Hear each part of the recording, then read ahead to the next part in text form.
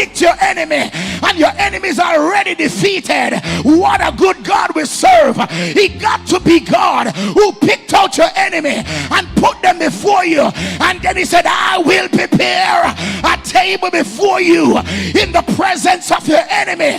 And while they are sitting there, he said, I will anoint your head with oil, and your cup shall run over. And then he said, when you're walking, surely goodness and mercy shall follow you.